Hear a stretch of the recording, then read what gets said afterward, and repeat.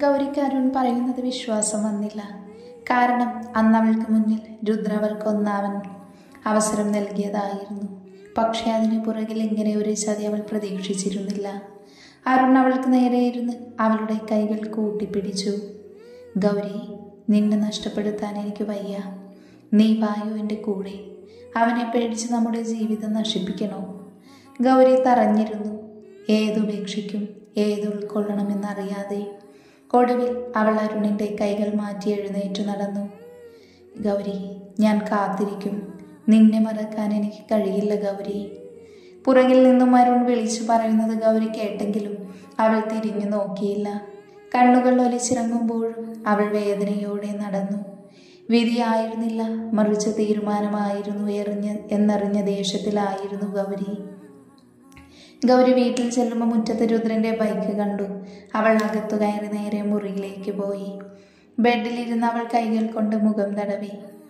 എവിടെയായിരുന്നു? പുറകിൽ നിന്നും രുദ്രന്റെ ശബ്ദം കേട്ടതും ഗൗരി അവനെ ഒന്ന് നോക്കുക പോലും ചെയ്യാതെ എഴുന്നേറ്റ് ബാത്റൂമിൽ പോയി. ഷവറിന് കീഴിൽ നിൽക്കുമ്പോൾ ഉള്ളിലെ കനൽ മാത്രം അടങ്ങിയില്ല.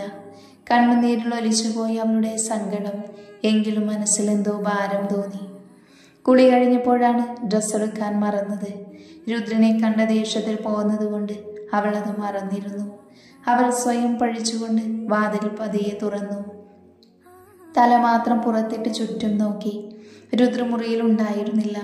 ഗൗരി ദേഹത്ത് ടവൽ ചുറ്റി അലമാരയിൽ വന്ന് ഡ്രസ്സ് എടുത്തിട്ടു. ചുരിദാർ ടോപ്പിന് പുറകിലെ സിബിടാൻ കഴിയാതെ അവൾ കയ്യെത്തി പിടിക്കുമ്പോഴാണ് രുദ്ര അതിട്ട് കൊടുത്തത്. ഗൗരി ഞെട്ടി തിരിഞ്ഞു പുറകിലേക്ക് നോക്കി. രുദ്ര അവളുടെ അടുത്തേക്ക് നീങ്ങി. അതിനനുസരിച്ച് ഗൗരിയും. അവസാനം ചുമരിൽ തട്ടി നിന്നതും രുദ്ര അവളുടെ ദേഹത്തേക്ക് ചാരി നിന്നു. അവളുടെ മുടിയിൽ നിന്ന് ഇറ്റു വീഴുന്ന വെള്ളം കൈകൾ കൊണ്ടെടുത്ത് അവളുടെ മുഖത്തേക്ക് തന്നെ കുടഞ്ഞു. ഗൗരി കണ്ണുകൾ അടച്ച് മുഖം വെട്ടിച്ചു. രുദ്രന്റെ പ്രവൃത്തികളിൽ ഗൗരി പേടിച്ചു പോയിരുന്നു. ഇതുവരെ ഒരിക്കലും അവൻ അങ്ങനെയൊന്നും പെരുമാറിയിട്ടില്ല. മാത്രമല്ല, ആ കണ്ണുകളിൽ തെളിയുന്ന ഭാവം അത് മനസ്സിലാവാതെ ഗൗരി അവനെ നോക്കി. അടുത്ത നിമിഷം രുദ്ര അവളുടെ മുഖം കയ്യിലെടുത്തു. ഗൗരി പേടിച്ചു വിറച്ചു. അവളുടെ പിടയ്ക്കുന്ന കണ്ണുകളും വിറയ്ക്കുന്ന ചുണ്ടുകളും അവനിൽ ഒരു തരം ലഹരി നൽകി. ചുംബനം കൊണ്ട് മൂടാനുള്ളം വെമ്പി. അവളുടെ മുഖമാകെ അവൻ്റെ കണ്ണുകൾ ഓടി നടന്നു. രണ്ടുപേരുടെയും മിഴികൾ തമ്മിൽ കൊരുത്തു. അവളുടെ ഉള്ളിലെ രുദ്രായിരുന്നില്ല അപ്പോൾ അവൻ്റെ കണ്ണുകളിൽ പ്രണയമായിരുന്നു. എന്നാൽ അവൾക്കത് കാണാൻ കഴിഞ്ഞില്ല. അവളുടെ നെറ്റിയിൽ അമർത്തി ചുംബിച്ചുകൊണ്ട് അവനിലെ എല്ലാ വികാരങ്ങളും അവൻ ക്ഷമിപ്പിച്ചു. അവളിൽ നിന്നും അകന്നു മാറി രുദ്ര തിരിഞ്ഞു നടന്നു. വാതിൽക്കലെത്തിയതും അവൻ നിന്നു.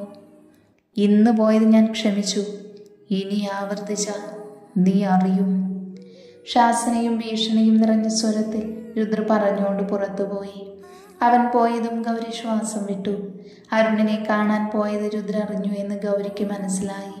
തൻ്റെ ഓരോ നീക്കങ്ങളും രുദ്ര അറിയുന്നു എന്ന് അവൾക്ക് മനസ്സിലായി. ഗൗരി ഉറങ്ങാൻ കിടക്കുമ്പോൾ എല്ലാം ഇന്ന് മനസ്സിൽ അരുൺ പറഞ്ഞ കാര്യങ്ങൾ മാത്രമായിരുന്നു. അരുണിനോട് സ്നേഹമോ രുദ്രനോട് വെറുപ്പോ അവൾക്ക് തോന്നിയില്ല. പകരം മനസ്സ് ശൂന്യമായിരുന്നു. പക്ഷെ സത്യമെന്തെന്നറിയണമെന്ന് അവൾക്ക് തോന്നി. ഒപ്പം രുദ്ര ഒളിപ്പിച്ചു വെച്ച ആ പേരും, ഗൗരിദേവ്. കണ്ണിൽ ഉറക്കം പിടിക്കുമ്പോഴാണ് വയറിലിടയുന്നത് പോലെ തോന്നിയത്. ഗൗരി ഞെട്ടി എഴുന്നേൽക്കാൻ തുടങ്ങിയതും രുദ്ര അവളുടെ മുകളിൽ കയറി കിടന്നു. ഇരുട്ട് നിറഞ്ഞ മുറിയിലെ നിലാവെളിച്ചത്തിൽ അവൾ കണ്ടിരുന്നു അവൻ്റെ കണ്ണുകളിലെ ഭാവം.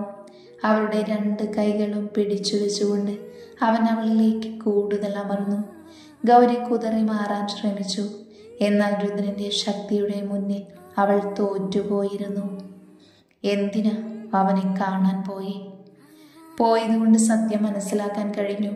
നിങ്ങളുടെ ചിരിക്കുന്ന മുഖത്തിൽ മറച്ചു വെച്ചിരിക്കുന്ന ചെകുത്താന്റെ മുഖം.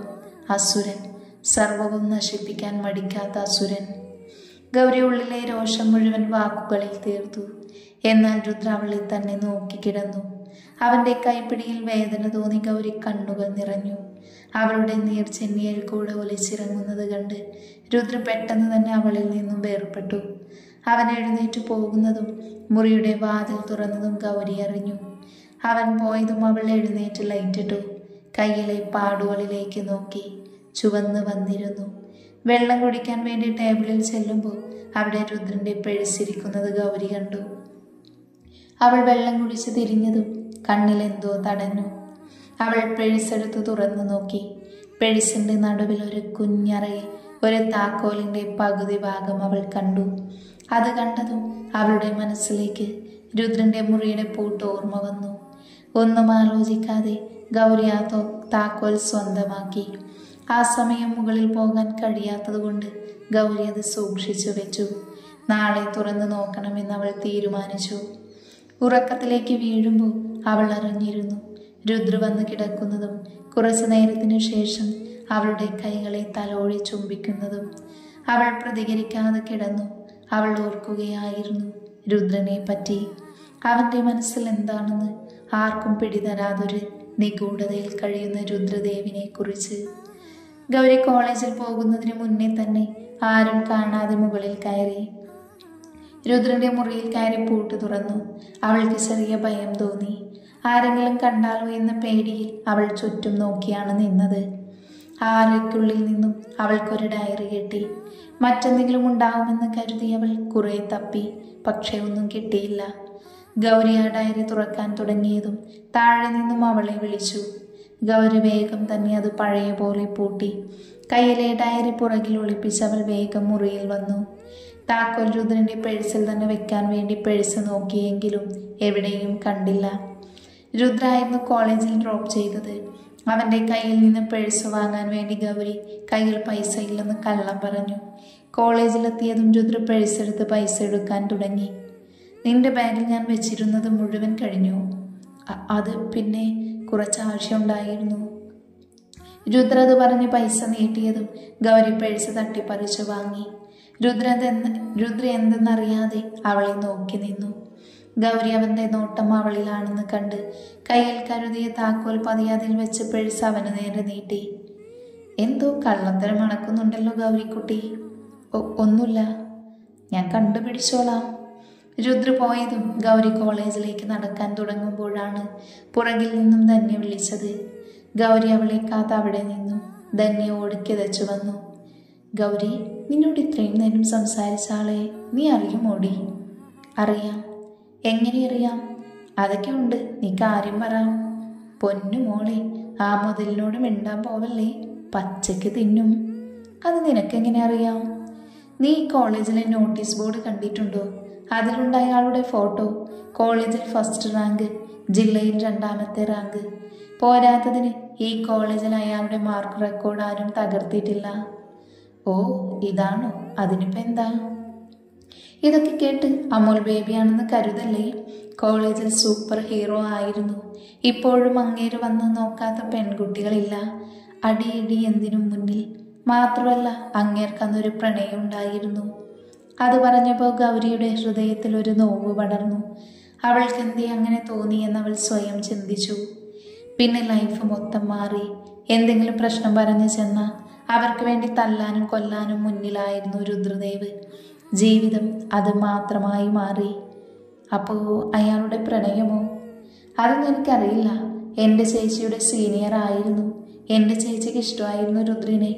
അങ്ങനെ അവൾ പറഞ്ഞു. കുറച്ചൊക്കെ അറിയാം. അല്ല, നീ എങ്ങനെ അറിയുമെന്ന് പറഞ്ഞില്ല. അതോ, അങ്ങേരുമായൊരു ചെറിയ ബന്ധമുണ്ട്. അയാൾ കിട്ടിയ താലിയാണ് എൻ്റെ കഴുത്തിൽ. ധന്യ വാ പൊളിച്ച് നിന്നു. ഗൗരി ചിരിച്ചുകൊണ്ട് അവളെയും വലിച്ചു നടന്നു. ധന്യയുടെ ഞെട്ടൽ അപ്പോഴും മാറിയിരുന്നില്ല. രുദ്രദേവ് നിന്റെ ഭർത്താവാണോടി? അതേലോ. എൻ്റെ മോളെ, നിന്റെയൊക്കെ ഭാഗ്യമല്ലടി. അങ്ങേരെ പോലെ ഒരു ഉഷിരുള്ള ആണിൻ്റെ കൂടെ കഴിയാൻ ഏത് പെണ്ണാണ് കൊതിക്കാത്തത്? ധന്യ, നീ നിർത്തിക്കേ. നീ പറയുന്നത് പോലെ എൻ്റെ ജീവിതത്തിൽ അയാൾ വലിയ ആളൊന്നുമല്ല. എൻ്റെ ജീവിതം നശിപ്പിച്ച അസുരനാണ്. ഗൗരി അതുവരെ നടന്നതെല്ലാം ധന്യയോട് പറഞ്ഞു. എല്ലാം കേട്ടപ്പോൾ എന്തോ ധന്യക്ക് ഗൗരിയോട് പാവം തോന്നി.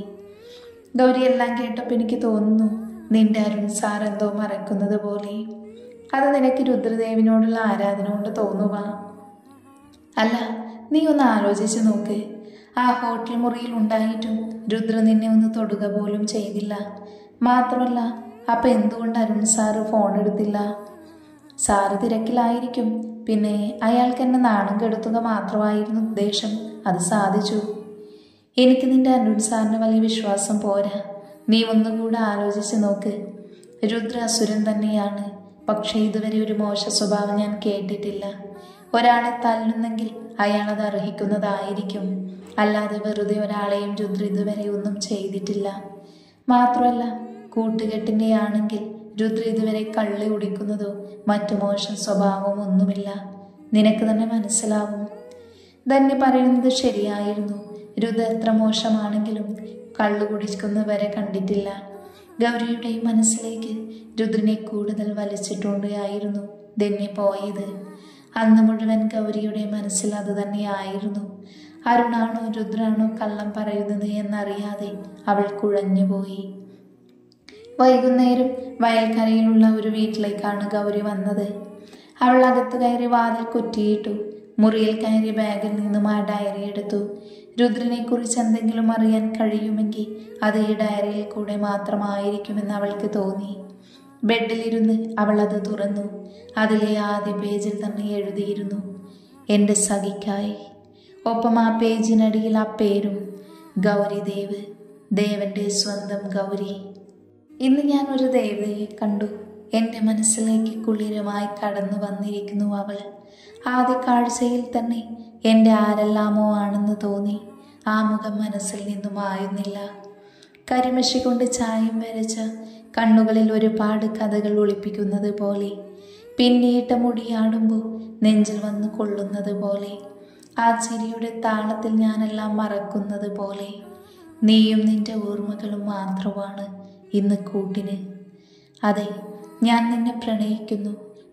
മരണം വന്ന് പൊതിയും വരെ സ്നേഹിക്കാനും ഒരു പുഞ്ചിരിയിൽ പൊലിഞ്ഞുപോയി ദേഷ്യം തീർക്കാനും നെഞ്ചിലെ ചൂടിൽ നിന്നും മുട്ടിയിരിക്കാനും എൻ്റെ എല്ലാമായി മാറാനും ഒരാൾ വേണമെന്ന് തോന്നുന്നെങ്കിൽ അതാണ് പ്രണയമെങ്കിൽ ഞാൻ നിന്നെ പ്രണയിക്കുന്നു. ഉപാധികളില്ലാതെ എൻ്റെ ഹൃദയത്തിൻ്റെ അവസാന തുടിപ്പും അവസാനിക്കുന്നത് വരെ നീ മാത്രമേ ഈ ചങ്കിലുണ്ടാവൂ. വിധി ഒന്നാവാൻ അവസരം നൽകിയില്ലെങ്കിൽ കൂടെ നിന്നെ മറക്കാൻ എനിക്ക് കഴിയില്ല പെണ്ണേ. നീ ദേവന്റെ ഹൃദയം കവർന്നെടുത്തിരിക്കുന്നു. ഉറക്കമില്ലാത്ത രാവുകൾ സമ്മാനിച്ചിരിക്കുന്നു. ഓർമ്മകൾ കൊണ്ട് എന്നെ അലട്ടുന്നു, നോട്ടം കൊണ്ട് എന്നെ കൊല്ലുന്നു. നീ എൻ്റെ ഹൃദയം തിരിച്ചു നൽകേണ്ടത് സ്നേഹം കൊണ്ട് മാത്രമാവണം, പ്രണയം കൊണ്ടാവണം. ദേവന്റെ പ്രാണനായി മാറണം.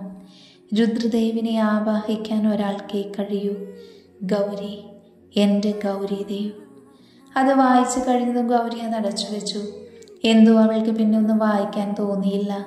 മനസ്സിൽ എഴുതുന്നത് പോലെ രുദ്രനോട് സ്നേഹമോ വെറുപ്പോ തിരിച്ചറിയാൻ കഴിയുന്നില്ല. വെറുപ്പ് തന്നെയാണ്. ജീവിതത്തിൽ താൻ ഇത്രയും കരഞ്ഞിട്ടുണ്ടെങ്കിൽ അതിന് കാരണം രുദ്ര തന്നെയാണ്. പക്ഷെ പിന്നെന്താ ഇങ്ങനെ? രുദ്രന് മറ്റൊരു പ്രണയമുണ്ടെന്നറിയുമ്പോൾ എന്തിന് സങ്കടം? അവൻ്റെ വരികൾ മുഴുവൻ അവൾക്ക് വേണ്ടിയാണ്. ഒരുപക്ഷെ അവൻ്റെ ഹൃദയത്തിൽ ഇന്നും അവൾ തന്നെയാണ്. വാശിയുടെ പേരിൽ തന്നെ സ്വന്തമാക്കിയതാണ്. രുദ്ര ഇന്നും ഗൗരിയെ തന്നെയാണ് പ്രണയിക്കുന്നത്. ബെല്ലടിക്കുന്ന ശബ്ദം കേട്ടതും ഗൗരി ഡയറി ബാഗിൽ വെച്ചു. മുഖം തുടച്ചുകൊണ്ട് അവൾ വാതിൽ തുറന്നു. വേറെ ഒരാൾ കൂടെയുണ്ട്. ഗൗരിക്ക് പരിചയമില്ലാത്തത് കൊണ്ട് അവൾ ചിരിച്ചുകൊണ്ട് അകത്തേക്ക് പോയി. ഗൗരി കുളി കഴിഞ്ഞൊന്ന് അടുക്കളയിൽ പോയി ചായ ഇട്ടു. അവൾ ജോലികൾ ചെയ്യുമ്പോഴെല്ലാം മനസ്സിൽ ആ ഡയറിയിലെ വരികൾ തന്നെയായിരുന്നു. മാത്രമല്ല, ഗൗരി എവിടെ ഇങ്ങനെ പിരിഞ്ഞു എന്നുള്ള ചോദ്യങ്ങളും. ഗൗരി ചായ കൊണ്ടുകൊടുത്ത് തിരിഞ്ഞതും രുദ്ര അവളുടെ കയ്യിൽ പിടിച്ച് അവളെ അടുത്തിരുത്തി. ഗൗരി രുദ്രനെ നോക്കിയില്ല. അവനെ നോക്കാൻ അവൾക്ക് എന്തോ ബുദ്ധിമുട്ട് തോന്നി. ഇതാണ് മനു, ഞങ്ങളുടെ കൂട്ടത്തിൽ മൂന്നാമൻ.